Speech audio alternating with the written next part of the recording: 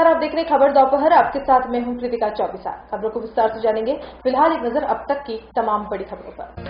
भाजपा नेता का लाइसेंस निरस्त कराना है तो जिला कलेक्टर साहिबा को करनी होगी शिकायत। कप्तान साहब ने कहा, आरोपी के खिलाफ रिपोर्ट मांगने पर कराया जाएगा उपलब्ध। लंबे समय से अंधेरे में रह रहा है अजवास गांव। वोट लेने के बाद भूल गए जिम्मेदार। खासू आम के साथ परेशान मवेशियों की हालत हुई खराब। अमूल फैक्ट्री में 10 दिन में दूसरी बार लगी आग। पहले मालिक हुआ था गंभीर घायल, अब सारा सामान जलकर खाक।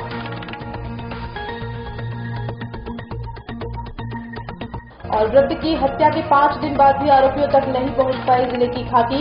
सलूम्बर वासियों में फैला भारी रोष। असुरक्षित है बुजुर्ग, महिला, पुरुष। और अब खबरें विस्तार से। सबसे पहले बात करते हैं फैक्ट्री में लगी आग की। उदयपुर शहर के कलड़वास इंडस्ट्रियल एरिया स्थित अमूल नमकीन फैक्ट्री में सोमवार देर रात अचानक आग लग गई। कुछ ही देर में आग ने विकराल रूप ले लिया। ऐसे में पड़ोस की सॉप स्टोन फैक्ट्री के चौकीदार ने धुआं निकालते देखा तो अपने मालिक को सूचना दी। इसके बाद मौके पर पुलिस और फायर ब्रिगेड आई। संभावना जताई जा रही है कि आग शॉर्ट सर्किट के कारण लगी है।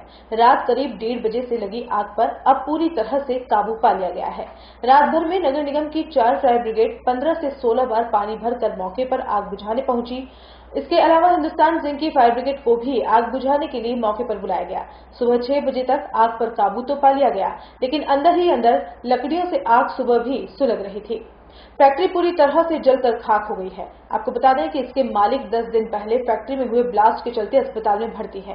पुलिस ने बताया कि 10 दिन पहले फैक्ट्री में सिलेंडर फटने से अमूल नमकीन फैक्ट्री मालिक प्रतापनगर निवासी राजू बेलानी और इनके भाई झुलस गए थे। तब से दोनों भाई अस्पताल में भर्ती है। परिचितों का कहना है कि पहले फैक्ट्री में सिलेंडर ब्लास्ट होना, मालिकों का झुलसना और अब भीषण आग में फैक्ट्री का जलकर खाक हो जाने से मानव परिवार पर मुसीबतों का पहाड़ ही टूट पड़ा है।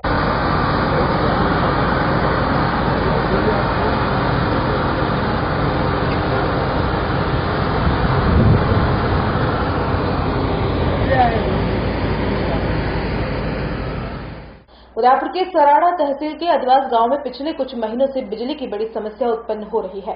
कभी बिजली आती भी है तो सिर्फ 10 मिनट ही रहती है और फिर बंद हो जाती है। इस वजह से गांव में पानी की भी काफी किल्लत है। खासू आम तो परेशान है ही, मवेशियों की भी हालत काफी खराब है। सर्दी हो तो ग्रामीण समय निकाल भी दे, लेकिन भारी गर्मी में कैसे अपना दिन निकाले, यही सोचकर सभी परेशान हैं। इस समय गर्मी में लाइटों के बिना आमजन की हालत खराब है और सभी शादियों का मौसम होने के कारण बारातियों और घरातियों की हालत भी काफी खराब है।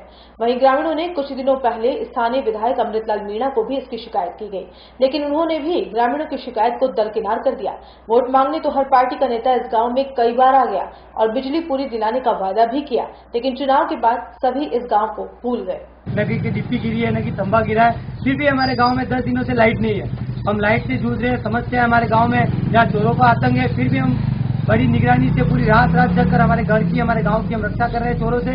और जिगर हमारे गांव की लाइट जो है दावत से जोड़ रखी है, वहाँ भी किसी प्रकार की कोई समस्या नहीं है। परसों भी हम गए थे तो वहाँ हमें कोई नहीं मिला। हमारे पूरा गांव अंधेरे में था। आज हमारे गांव में मिनिमम से 10 से 20 शादियां है। गांव के जैसे शादियों का प्रोग्राम शुरू होता है लाइटें चली जाती है। हमारे गाँव में भागवत गीता हो रही है, फिर भी वहाँ लाइट नहीं। हम जनरेटर लगाकर काम कर रहे हैं। अगर ये सुविधा हमारे किसी काम की नहीं तो फिर हम फ्री में बिल क्यों करें सरकार को। अगर हम आप सरकार से निवेदन करना चाहते हैं आप सभी से कि हमारा कनेक्शन पहले फ्लोरिडा से था, फ्लोरिडा से जोड़ दिया जाए। अगर फ्लोरिडा से नहीं जोड़ोगे फिर हम जन आक्रोश में आकर कुछ गलत कर बैठेंगे, फिर सरकारी विभाग, कर्मचारी, गवर्नमेंट अधिकारी हमें गलत न ठहराए। हम आपसे निवेदन कर रहे हैं कि हमारा कनेक्शन फ्लोरिडा से जोड़ दो, हमें जावत से कोई कनेक्शन नहीं चाहिए। लाइट की समस्या आपने है, लास्ट समय 24 घंटे से क्लास में लाइटें बंद है। आज 1 महीने से अपन परेशान हो रहे हैं। 24 घंटे से तो भी बिल्कुल बंद है। समस्या रहती है। पानी कहाँ से जोड़ते हैं, न तो कर्मचारी कोई सुनवाई नहीं कर रहा, जावत में कोई सुनवाई नहीं कर रहा, सराड़ा में कोई नहीं कर रहा, हमारी कोई सुनवाई। और हमारे गांव में एक ऐसा प्राइवेट निजी व्यक्ति है जिसे कोई पावर नहीं, कोई अधिकार नहीं, फिर भी वह डीपी पे जाके कनेक्शन को उंगली करता है, हाथ लगाता है और उसकी चक्की चलाने के चक्कर में कनेक्शन उसके कनेक्शन घर पे लगाता है और गांव का कनेक्शन काट के उसके घर पे नीचे लगाता है। हम सरकार से निवेदन करना चाहते हैं, आप सभी से निवेदन करना चाहते हैं कि हमारी उदयपुर शहर भाजपा के कार्यालय मंत्री और पूर्व सहमृत पार्षद सुशील जैन के खिलाफ भले ही उदयपुर वाले लामबद्ध हो गए और जमकर विरोध करते हुए अपनी ताकत के साथ प्रशासन तक अपनी बात तो पहुंचा दी, लेकिन उनको जहां शिकायत करनी थी वहां नहीं करके दूसरे विभाग को कर दी।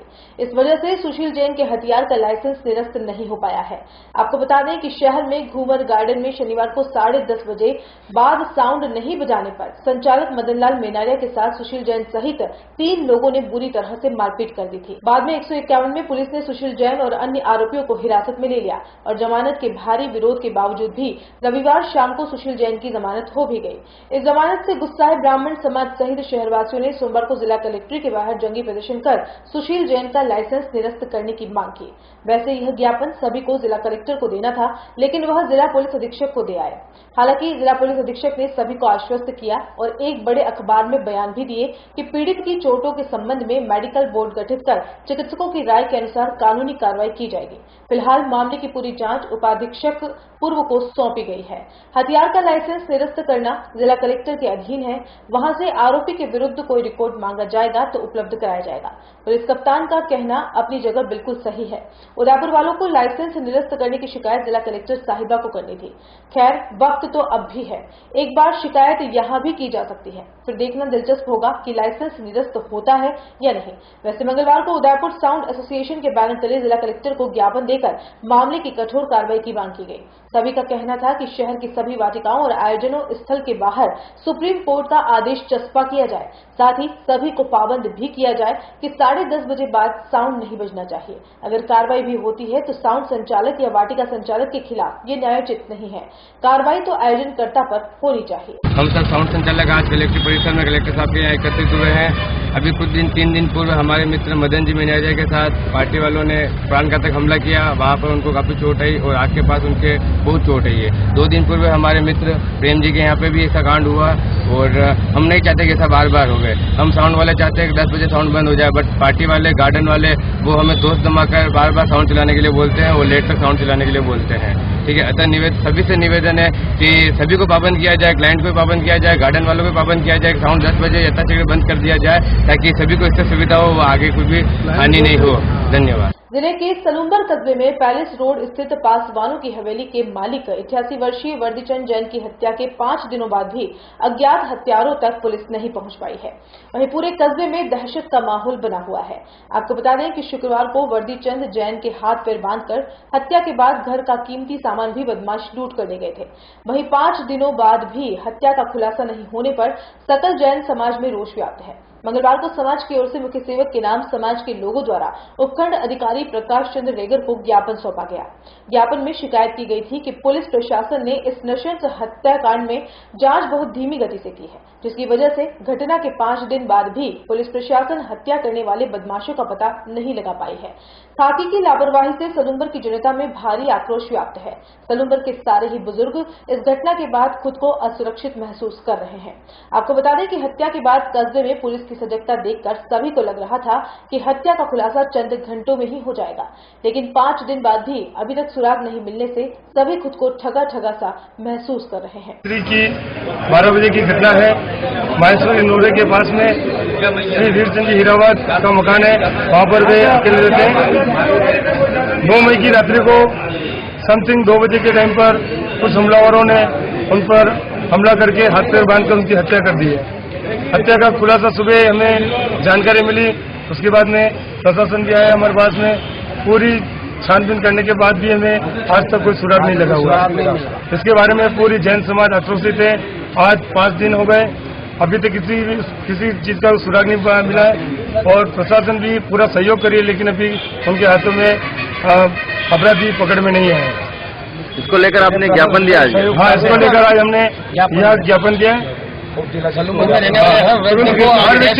जैन समाज के पूरे सलूम्बर के समाज के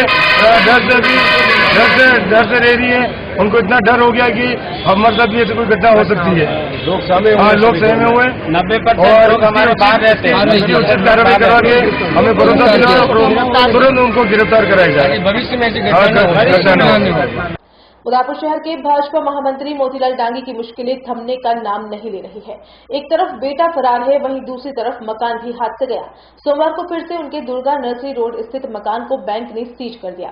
इस बार यह जरूर देखा गया कि कोई भी भाजपा नेता या मोतीलाल डांगी का समर्थक यहां नहीं दिखा, जिससे पूर्व में बैंक को फिर से मकान खोलने पर मजबूर करते हुए उल्टे पांव लौटने पर मजबूर कर दिया था।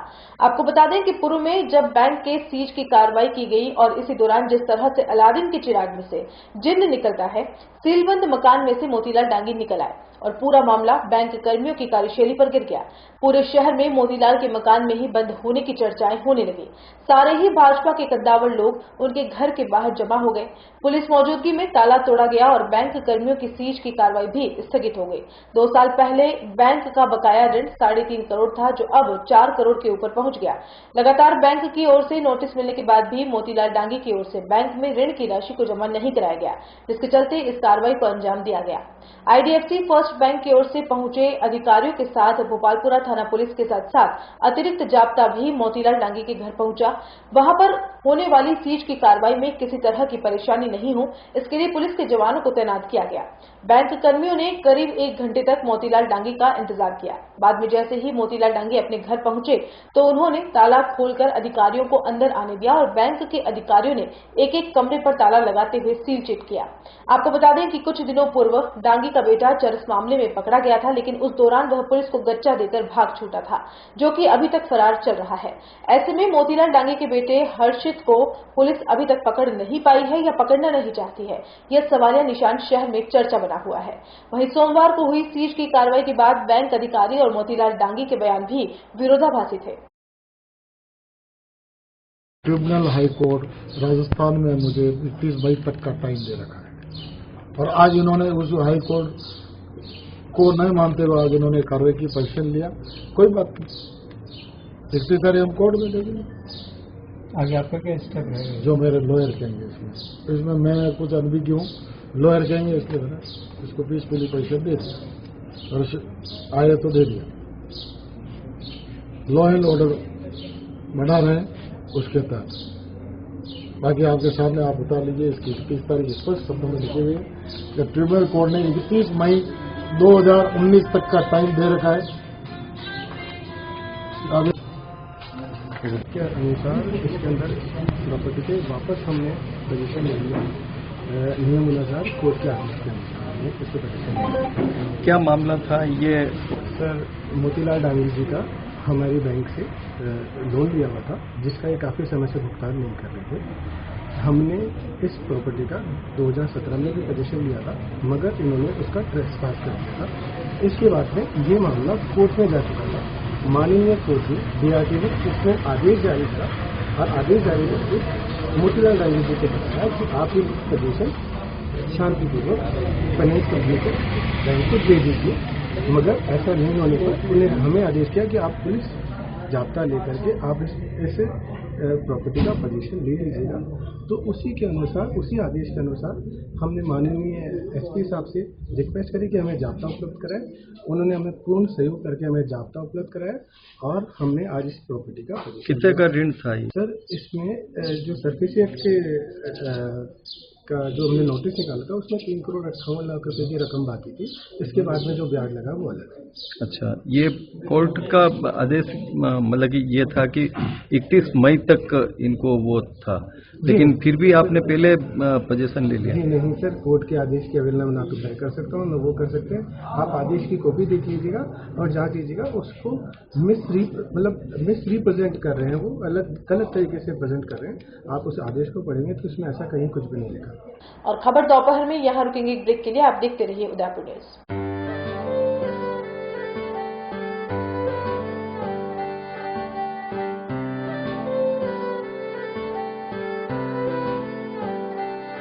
मारे आंगणे की तू है लाडली, मारे बगिया की तू है एक कली, मारे आंगणे की तू है लाडली, मारे बगिया की तू है एक कली। जद छोड़ के तू जाएगी हमें लाडो, याद तेरी घड़ी आएगी, मारे आंगणे की तू है लाडली, मारे बगिया की तू है एक कली। सोजतिया ज्वेलर्स, रिश्तों को नहीं।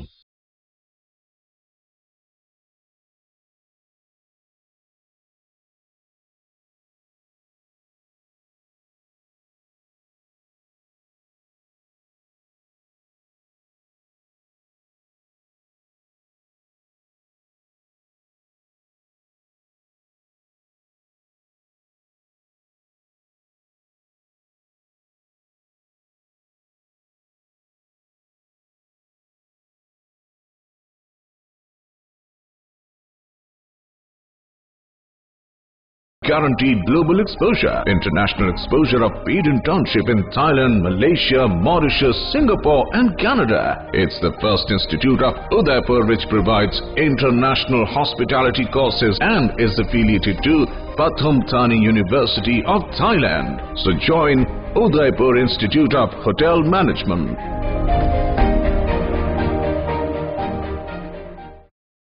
ब्रेक के बाद आपका स्वागत है। उदयपुर जिले के कालबेलिया समाज के लोगों के लिए सोमवार का सूरज कोई अच्छी रोशनी लेकर नहीं आया। जिले के सभी थानों में पुलिस अधीक्षक कैलाश बिश्नोई के निर्देश के बाद हर जगह समाज के डेरों पर छापामार कार्रवाई की गई और दर्जनों लोगों को हिरासत में लिया गया। इसके साथ ही जिला कलेक्ट्रेट पर सभी को पेश किया गया तो उनके परिजन भी मौके पर पहुंच गए और पुलिस पर बेवजह ज्यादती करने का आरोप लगाया। एक परिवार के घर में तो शादी हुई थी, पुलिस सभी बारातियों को भी उनके साथ उठा ले आई। मेरा नाम भेरूलाल मेहर है, मैं कालबेलिया समाज से हूँ। आज सुबह 4 से 5 बजे के बीच में सुबह प्रातः गोवर्धन विलास, प्रताप नगर, रामपुरा, सवीना, मल्ला तलई, सुकेर थाना, इन सभी इलाकों से करीब 400 से 500 आदमियों को, हमारे कालबेलिया समाज के 400 से 500 आदमियों को पुलिस प्रशासन ने बिना किसी जुर्म के निर्दोष लोगों को जबरदस्ती पकड़ के थाने में बंद कर दिया और सबको कलेक्ट्रेट में लाकर 151 में पाबंद करके छोड़ रहे हैं। एक आदमी सुबह सोच के लिए लेटरिन के लिए जाता है तो उसको पुलिस पूछती है, क्या तू कालबेलिया रे, चल बैठ गाड़ी के अंदर। क्या कालबेलिया होना इतना बड़ा गुनाह है? ST/SC वालों को जीने का अधिकार नहीं क्या? मैं राज्य सरकार से पूछना चाहूंगा, क्या गरीब होना इतना बड़ा पाप है? सब कहते हैं देश आजाद हो गया, देश आजाद हो गया। हम कहाँ आजाद है? हम तो आज भी गुलाम है। कालबेलिया समाज तो आज भी गुलाम है। ST/SC वाले तो अभी भी गुलामी की जिंदगी जी रहे हैं। पुलिस द्वारा जो कार्रवाई की गई है साल में पहली बार की गई है, बार बार आपके साथ हर बार मतलब करीब 15 दिन महीने में एक बार हमारे साथ ये कार्रवाई की जाती है और हमें प्रताड़ित किया जाता है बिना किसी जुर्म के। हम ये नहीं कहते कि आप मत करो पूछताछ, जो क्रिमिनल है, जिसका क्रिमिनल रिकॉर्ड है, आप उसको अरेस्ट करें, न कि किसी आम नागरिक को। निर्दोष लोगों को क्यों परेशान किया जाता है? किस तरीके से सामाजिक कार्यक्रमों में बाधा हुई आपके जो आने वाले मेहमान? सर जैसे हमारे समाज के अंदर एक शादी थी तो हमारे बारात आई हुई थी, कल के लगन थे। पूरी बारात हमारी विश्राम कर रही थी। सुबह 4 बजे कौन उठ के जाएगा? सब 4 बजे पूरी बारात को लाके बस में भर के यहाँ छोड़ दिया। एक हमारे परिवार में मृत्यु हो गई थी जिसका भी कल हमारे बारवा था, तो हमारे परिवार वाले पेरेंट्स लोग आए हुए थे, उन सबको भी लाके यहाँ पे गिरफ्तार करके अरेस्ट करके बंद कर दिया और सबको इतना प्रताड़ित कर रहे हैं। ना उन्होंने कुछ खाया, अभी 4-5 बजे आई है, उनको पानी तक नहीं पीने दिया। अलग अलग क्षेत्रों से कई महिलाओं को भी लाए थे, क्या पुलिसकर्मी के साथ महिला पुलिसकर्मी थे? जी नहीं, कोई महिला पुलिसकर्मी नहीं थी और इतनी अपशब्द और गलत भाषाओं का इस्तेमाल किया। हमारे साथ गाली गलौज की जाती है, हमें अपशब्द किया जाता है और जिसके घर में मृत्यु हुई, जिसके घर में करियावर है, उनके परिवार के सदस्य अभी भी थाने के अंदर बंद है। उनको जबरदस्ती अलग अलग धाराओं में फंसाया जाता है और बोलते हैं तेरे को ऐसे केस में उलझाएंगे कि तू जिंदगी भर याद करेगा। तो क्या सर हमारे को जीने को क्या चाहते हैं प्रशासन से? आप किस तरह की कार्रवाई होनी चाहिए पुलिस? सर प्रशासन से मैं ये चाहता हूँ कि आम पब्लिक को, निर्दोष लोगों को जिनका कोई क्राइम नहीं है, जो जिनका कोई क्रिमिनल रिकॉर्ड नहीं है, उनको न सतावे। जिनका क्रिमिनल रिकॉर्ड है उसको हम, हमारी पूरी समाज साथ देकर, समर्थन देकर हम खुद कहेंगे कि आप उनको अरेस्ट करें और उनसे जैसी भी उचित कार्रवाई हो, कानूनी कार्रवाई करें, पर किसी निर्दोष लोगों को न सताया जावे। नाम बताओ। नाम शांता भाई। कहाँ के रहने वाले? वडगांव। किस कारण से आपको यहाँ लिया है और साल में कितनी बार लेते हैं? कुछ नहीं पूछा, हमने खुद इसे बोला कि हम वापस ला रहे पूछताछ करके, ठीक है। हमने बोला कोई कहाँ ले जा रहे, वो भी मैं हमको कुछ बोला ही नहीं कि अभी आ रहे। हमने बोला भी गुना क्या गुना तो क्या पता चल जाएगा थाने में, ठीक है। हम पूरे दिन परेशान हो गए। ऐसे कोई क्या गलती थोड़ी की हमसे, कौन सी गलती की? आपके किन्हीं के घरों में कोई कार्यक्रम भी हो तो क्या किस तरह से बारातियों को भी लेके आई गई है? शादी जो मेहमान आए उसे भी लेके आ रहे हैं। तो लेके आएगा, क्यों लेके आए? बेचारा वो मेहमान के क्या गलती? नहीं, वो जो बाहर से लोग आए मेहमान, वो उनकी क्या गलती? जो पुलिसकर्मी आपको लेना है उनके साथ महिला पुलिसकर्मी भी थी या पुरुष? दो लेडीज थी। आपको कैसे लेके आएंगे? गाड़ियों में भर के लाए क्या? हमारे ये 2-4 गाड़ी आई, एक बड़ी गाड़ी आई और हम मतलब 6 बजे ये आ गए थे। 6 बजे आ गए और ठीक है, क्या गुना क्या नहीं, तो उनको हमको कोई पता ही नहीं हमको। किस तरह की पूछताछ की आपसे पुलिस वालों ने? हमको तो ये बोला कि भाई यहाँ कौन कौन घर में कौन कौन है, तो भाई मेरा एक बच्चा निकला कि भाई पापा है सब है, तो सब बाहर आओ। सब हम उठ गए कि नहीं जेंट्स को बाहर भेजो, तो दरवाजा खोलो। दरवाजा खोला तो शर्ट पकड़ा और मेरा आदमी बोला ये देखो मेरा शर्ट छोड़ो, मेरे को पैंट पहनने दो। तो मेरा आदमी को चड्डे में लेके आ गए। ठीक है, तो ऐसा क्या किसी का मर्डर थोड़ी करो क्या? कौन सा गुना क्या? कपड़े भी नहीं पहनने दे रहे। अकेले मेरा आदमी चड्डे में बोलो तो ऐसे क्या गलती की मेरा आदमी? बोलो थोड़ी की क्या गुना क्या? और जो जो ऐसा काम कर रहे हैं, चोरी कर रहे हो, खुले आप घूम रहे, तो उनको क्यों नहीं पकड़ रहे हो आप? उनको नहीं पकड़ रहे।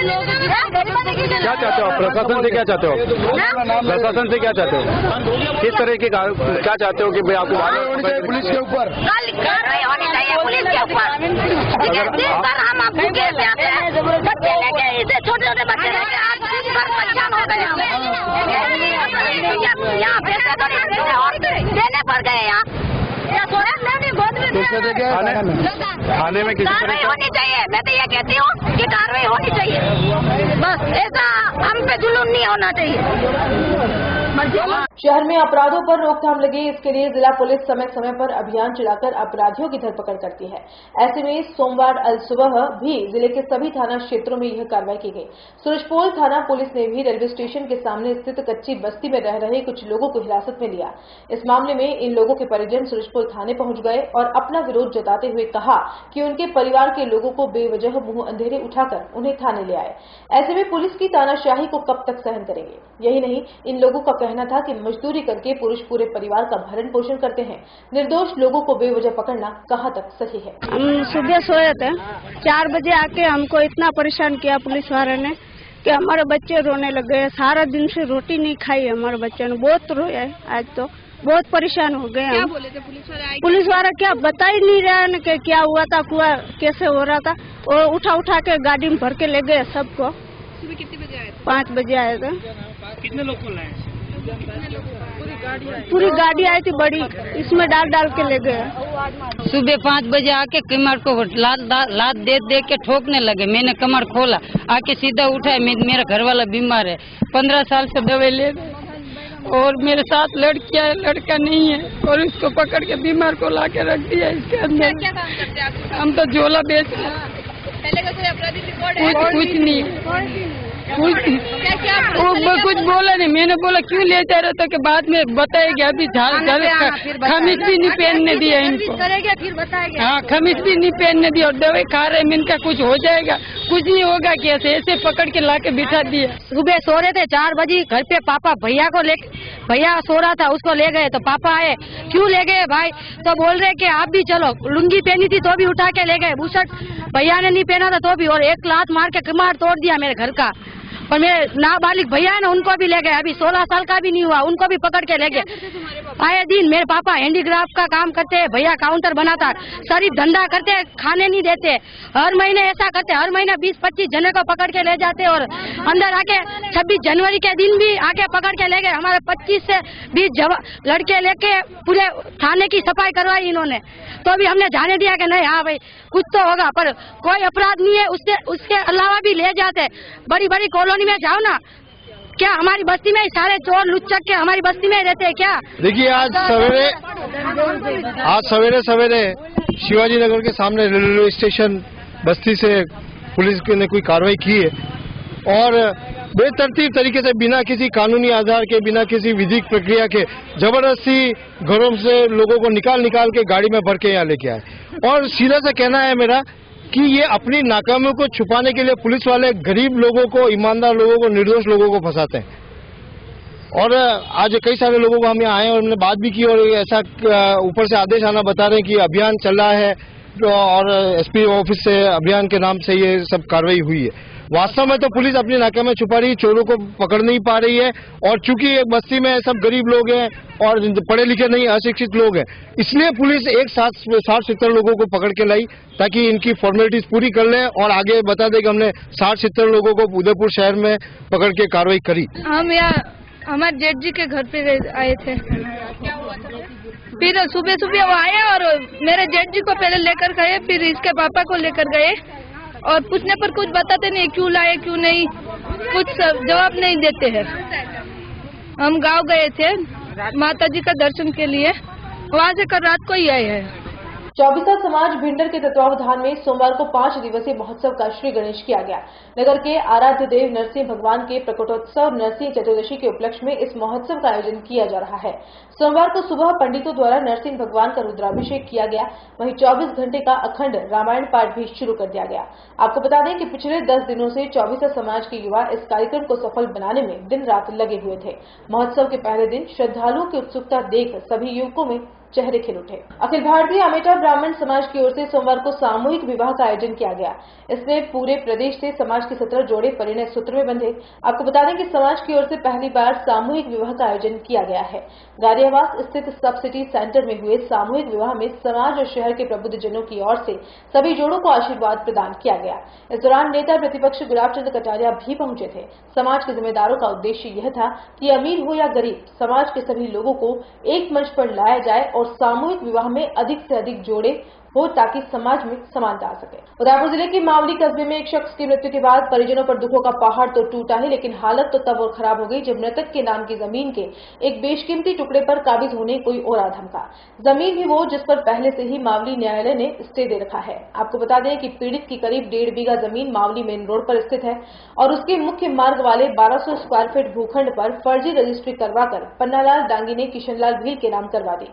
पीड़ित के अधिवक्ता नरेंद्र जोशी ने बताया कि सोमवार को जिला पुलिस अधीक्षक कैलाश बिश्नोई के समक्ष पेश होकर पीड़ित ने न्याय की गुहार लगाई है। इसके साथ ही अदालत के आदेशों की अवमानना की शिकायत भी की है।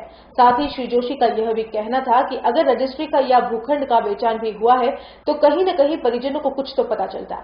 इस तरह से फर्जीवाड़ा करके लाखों रुपए का भूखंड कोडियों में हथियाने की कुत्सित कोशिश की गई है और अब आए दिन ये लोग आकर धमका रहे हैं। आपकी क्या मांग है और किस तरह के कानूनी प्रावधान के अंदर इनको न्याय दिलाया मिल गया? बिल्कुल, जिला पुलिस अधीक्षक के सामने रिपोर्ट पेश की जा चुकी है। उन्होंने इनको आश्वासन दे दिया है कि इस संदर्भ में कड़ी कार्रवाई की जाएगी और चूंकि जो काम इनका है, उन्होंने एक तरफ से अगर उन्होंने कोई सेल एग्रीमेंट किया ही होता तो उस कमला जी के जीवित होते हुए उसकी रजिस्ट्री कराते। दूसरी बात ये कि 15 से 20 लाख की जमीन किस तरह 70,000 में खरीदी जाती है। कुल मिलाकर जब डॉक्यूमेंट का वेरिफिकेशन किया जाएगा, अनुसंधान किया जाएगा तो विभिन्न धाराओं के अंदर अपराध है। इसमें पन्नालाल डांगी के साथ साथ किशनलाल भील और भी कई लोगों के शामिल होने की संभावना है। और चूंकि उन्होंने इनकी जमीन पर जबरन प्रवेश किया है, उस कारण आईपीसी की धारा 452 तो बाकायदा बनी रही है, साथ ही 120 बी और उसके अलावा 452, 467, 468, 471 विभिन्न धाराओं के अंदर अपराध कारित हो रहा है। इसमें आपने एक नाम बताया किशनलाल डांगी और किशनलाल भील, एक ही व्यक्ति है? सॉरी, किशनलाल डांगी नहीं, पन्नालाल डांगी है जो कि भूमाफिया है, जो किशनलाल भील के नाम का इस्तेमाल करके इस जमीन को खरीदना चाहता है और बाद में उसको अपनाना चाहता है। मुकदमा दर्ज करने के बाकायदा इनको एसपी साहब के सामने परिवार दिया है। एसपी साहब ने जांच करने के आदेश दे दिए। और चलते चलते एक नजर अब तक की सुर्खियों पर। भाजपा नेता का लाइसेंस निरस्त कराना है तो जिला कलेक्टर साहिबा को करनी होगी शिकायत। कप्तान साहब ने कहा, आरोपी के खिलाफ रिपोर्ट मांगने पर कराया जाएगा उपलब्ध।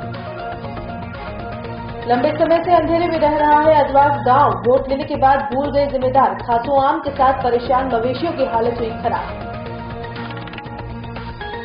अमूल फैक्ट्री में 10 दिन में दूसरी बार लगी आग। पहले मालिक हुआ था गंभीर घायल, अब सारा सामान जलकर खाक।